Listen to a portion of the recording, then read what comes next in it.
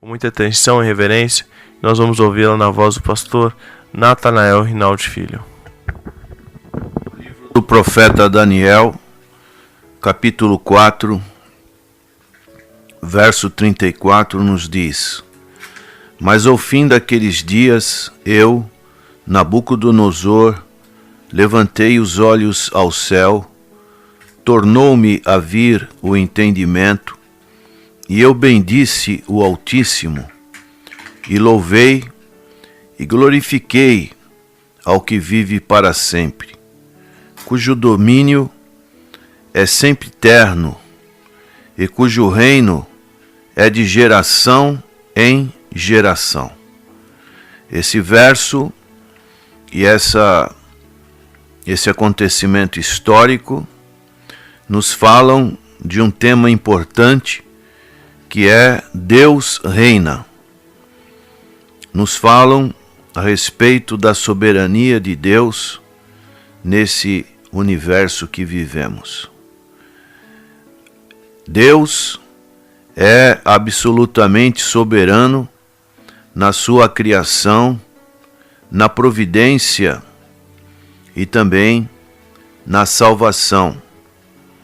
E esse conceito faz parte, é básico da crença bíblica e ao que nós podemos retribuir louvando a Deus.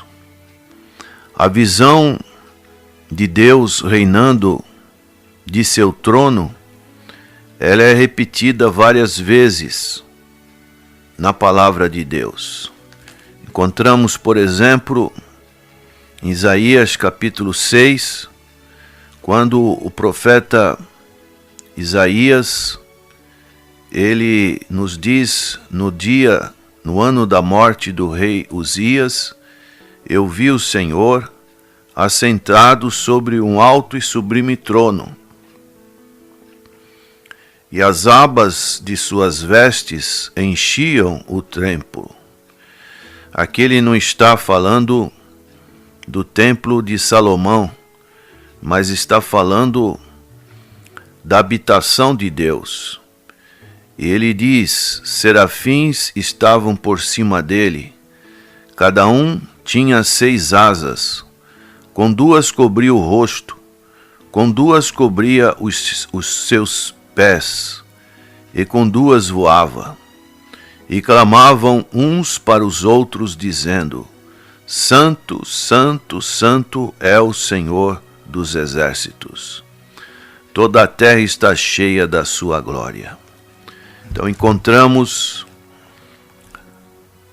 mais uma afirmação desta importante doutrina da soberania de Deus. E nós somos constantemente lembrados que o Senhor, no caso Javé, Jeová, ele reina como rei, exercendo o seu domínio sobre grandes e pequenos igualmente. Jeová tem um sentido do Deus da aliança, aquele que quer fazer aliança com o homem.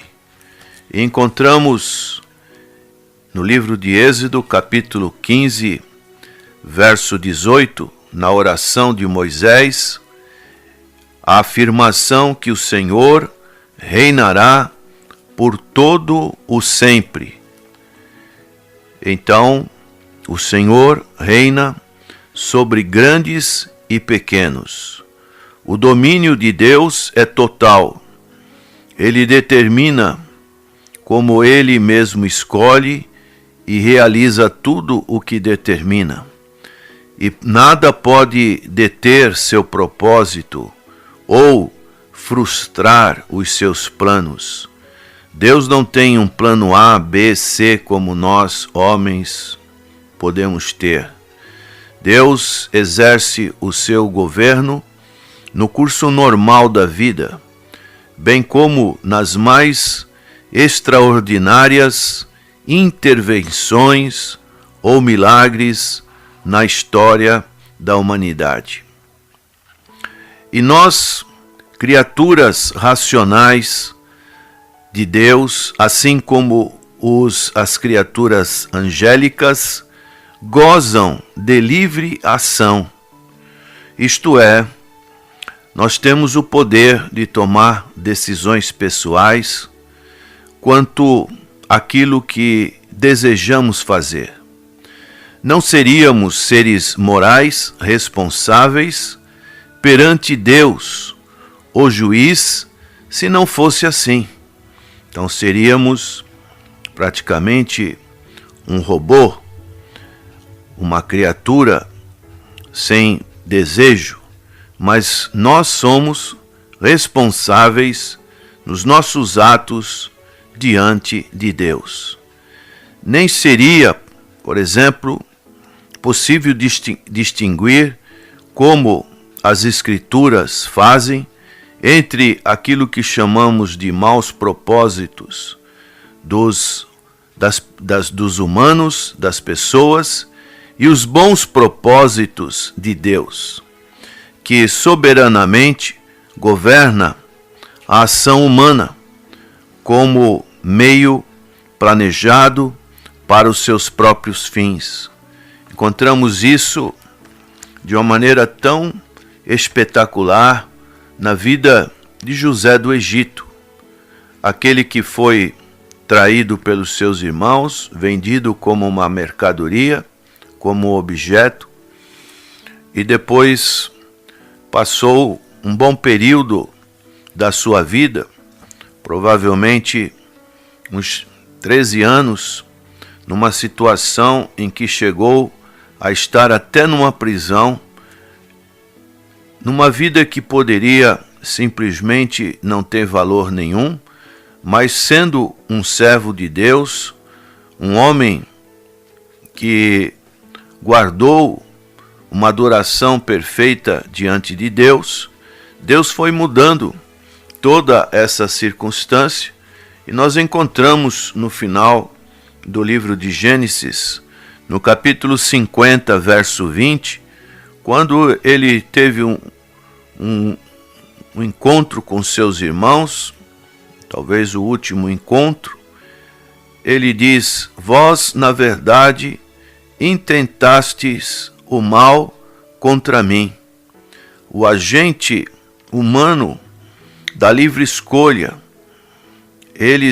seus irmãos, escolheram maltratar a José do Egito. E isso foi realizado por um período, Deus permitiu. E ele diz: porém Deus o tornou em bem. Então, aquilo que do ponto de vista humano seria uma desgraça, uma situação totalmente desfavorável, aquele homem que poderia acabar como escravo, agora ele está dizendo que Deus o tornou em bem para fazer, como vedes agora, que se conserve muita gente em vida.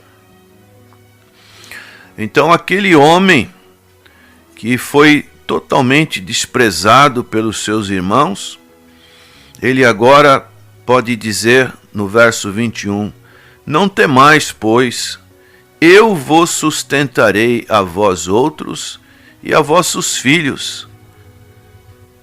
E ainda teve uma palavra de consolo para com os seus irmãos. Assim os consolou e lhes falou ao coração. Então nós vemos uma situação extremamente maravilhosa, conforme revelação da palavra de Deus, dos propósitos de Deus, das providências de Deus.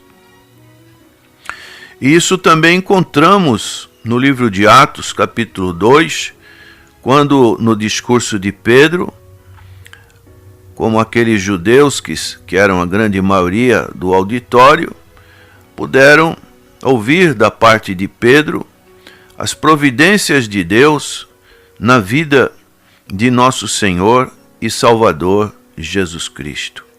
Então o fato desta livre ação que cada um dos seres humanos tem, podemos dizer, nos confronta com um verdadeiro mistério, porque não sabemos o dia de amanhã. Então, o controle de Deus sobre os nossos atos livres, atos que praticamos por nossa própria escolha, que cada um de nós temos essa escolha a fazer, o chamado livre-arbítrio, é tão completo como o é sobre qualquer outra coisa. O apóstolo Paulo diz em Gálatas capítulo 6, versos 7 e 8, tudo que o homem semear, isso também se fará. Aquele que semeia na carne colhe corrupção. O que semeia no espírito colhe vida eterna. Prezado ouvinte, como têm sido esses atos de livre escolha que você tem realizado no presente? Você está colhendo alguma coisa? Como tem sido essa sua colheita? Você tem colhido, você tem plantado, você tem semeado no Espírito? Como tem sido o resultado disso? Então Deus, Ele está no controle sobre os nossos atos livres, atos que praticamos por nossa própria escolha. Mas não sabemos como isto pode ser feito. Apesar deste controle, nós sabemos que Deus não é e não pode ser autor do pecado. Deus conferiu responsabilidades aos homens, aos seus agentes morais, no que concerne aos seus pensamentos, palavras e obras, segundo sua justiça.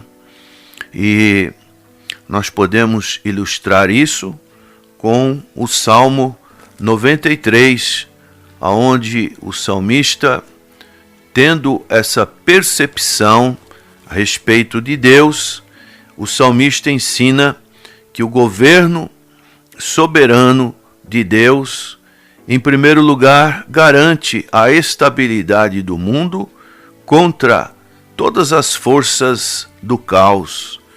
É o que o salmista diz nestes versos 1 a 4.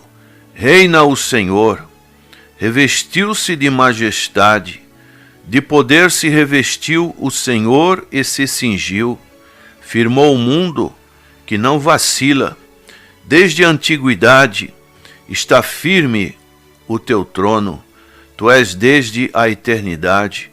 Levanta os rios, ó Senhor, levanta os rios o seu bramido, levanta os rios o seu fragor, mas o Senhor nas alturas é mais poderoso do que o bramido das grandes águas, do que os poderosos vagalhões do mar. Então aqui encontramos que o Senhor, Ele tem essa estabilidade. Podemos ver dentro da Terra, dentro do sistema sideral, dos planetas, o Polo Norte, o Polo Sul, as suas camadas de gelo, fazendo com que a temperatura da Terra ela seja favorável à vida humana. Podemos ver nesse Salmo 93, Deus confirma a sua fidelidade de todas as suas declarações e ensinos que são por nós vistas e descobertas na sua palavra. Diz o verso 5, fidelíssimo são os teus testemunhos, a tua casa convém a santidade, Senhor, para todo sempre.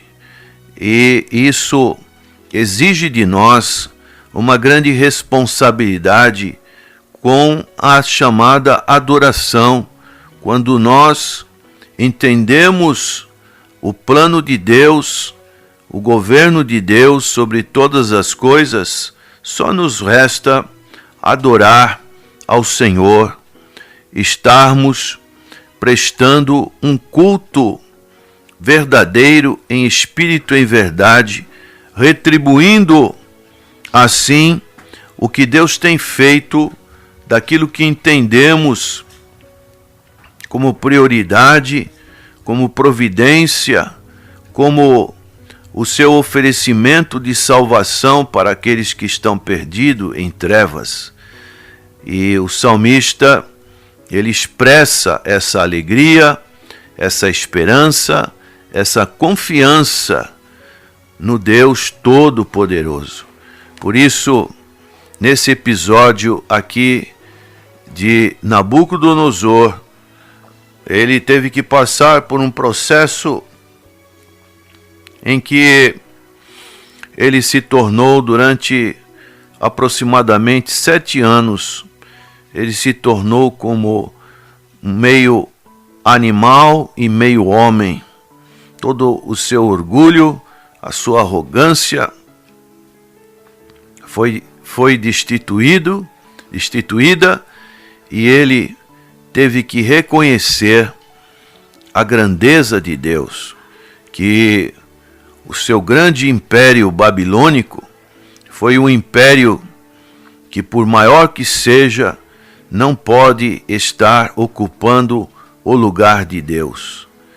E no final, nesse verso 37 do capítulo 4, ele pôde dizer: agora, pois, eu, Nabucodonosor, louvo, exalço e glorifico ao Rei do céu, porque todas as suas obras são verdadeiras e os seus caminhos justos, e pode humilhar aos que andam na soberba.